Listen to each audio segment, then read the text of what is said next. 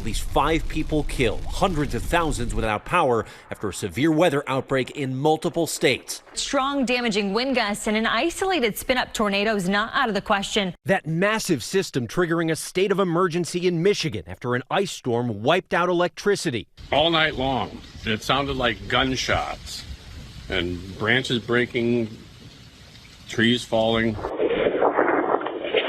Destructive winds ripping off roofs in Jackson. 3 young children killed in Kalamazoo. The family's vehicle was struck by a tree as they were traveling down the road. There's really nothing anybody could have done. 2 more storm-related deaths reported in Indiana. In Dothan, Alabama, 5 students injured after a possible tornado hit their school. I saw the library doors fling open and a bunch of wind and debris started flying through the hall. Beautiful tornado, dude. And in Tennessee, our Victor Okendo on the scene of a massive cleanup. We're just north of Nashville in Springfield, Tennessee. Down trees all over this property, some of them crushing these cars behind me. And if you look up at the roof, a tree crashed right through it. And in Livonia, Louisiana, east of Baton Rouge, lightning striking multiple oil tanks, sparking this inferno. And David, the Northeast now braces for a stormy night ahead. There's already been hundreds of flight cancellations, with travel impacts continuing through tomorrow, David. Could be a difficult night ahead. Trevor, thank you. For more on that, let's get right to Chief Meteorologist Ginger Z. She's with us live tonight to take us right through it. Hi, Ginger. Hey there, David. So we're here at the very top end of one of those thunderstorms, getting some of the sprinkles, but I've seen along the line back in eastern Pennsylvania, even a tornado warning already near Reading earlier.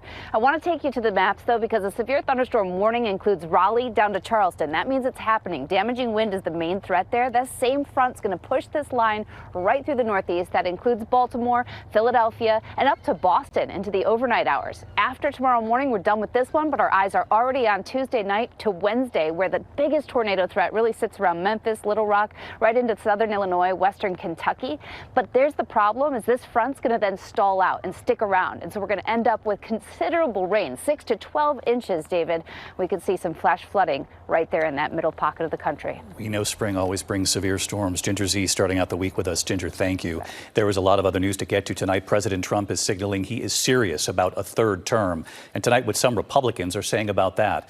And it comes as the president is now vowing to move forward with a major tariff blitz on many countries, including allies, this week. The move is expected to drive up the cost of groceries, electronics, and cars here in the U.S. What the president is saying about that. Here's our chief White House correspondent, Mary Bruce.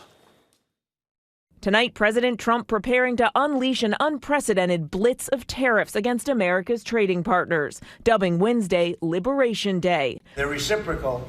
So whatever they charge us, we charge them, but we're being nicer than they were. But the president has been extremely vague on the scope and targets of the coming tariffs. How many countries will be in that initial tranche?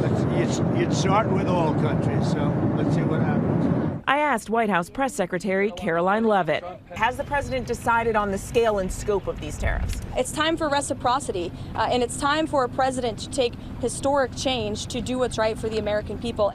Economists warn that tariffs on products from other countries are taxes paid by American businesses, who then pass the cost along to consumers by raising prices, which could skyrocket on everything from electronics to produce, apparel, and also cars, with Trump's 25% tariff on imported cars and auto parts also set to take effect later this week. Automakers scrambling. ABC News learning the president met earlier today at the White House with the chairman of Stellantis, one of the big 3 automakers. By one estimate, the cost of a new car could go up by as much as $8,000. Trump says he, quote, couldn't care less if car prices go up, saying, I hope they raise their prices, because if they do, people are going to buy American-made cars. But in Ferndale, Michigan, Karen Petke isn't waiting. She had planned to purchase her new Subaru in June. Instead, she rushed to the dealership. I didn't want to take a chance that this car could go up thousands of dollars. A new poll from the Associated Press shows Americans aren't sold on the president's trade policies, 60% disapproving, with 38% approving. And on his handling of the economy overall, 58% disapproving, 40% approving. But the president adamant his tariffs will encourage businesses to manufacture in America and ultimately boost the economy. And amid all this uncertainty, he is refusing to rule out running for a 3rd term, though it's explicitly banned by the 22nd Amendment. I don't even want to talk about it. I'm just telling you, I have had more people say, please run again. They said, we have a long way to go before we even think about that. But tonight, even some Republicans clearly uncomfortable. Well, as a Republican, I and many would not be open to the idea of Barack Obama running for a third term. And so I think the folks have to be careful here. And asked just now if he's concerned that seeking a third term means Barack Obama could potentially run against him, Trump said he would, quote, love that. And despite saying over the weekend that he's not joking about a third term, the president just now insisting he hasn't looked into it. David. Mary Bruce live at the White House. Mary, thanks. We turn next tonight here to yet another close call, a Delta passenger jet this time, and a group of Air Force jets at the same airport, Reagan National Airport in Washington. Authorities say the cockpit alert came with the planes about 12 seconds apart. There are also reports tonight of a separate incident, an attack inside the air traffic control tower, an employee now put on leave. Gio Benitez covers aviation. Tonight, federal investigators looking into yet another incredibly close call between a passenger jet and a military aircraft near the same airport, Reagan National Airport, just 2 months after that mid-air collision with a Black Hawk that left 67 dead. This time, the FAA says the Delta flight was taking off from Minneapolis-St. Paul after 3 p.m. on Friday when alarms went off in the cockpit, alerting pilots that another plane was nearby.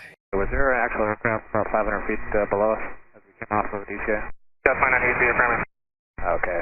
Those Air Force jets traveling from Langley Air Force Base in Virginia for a flyover at Arlington National Cemetery.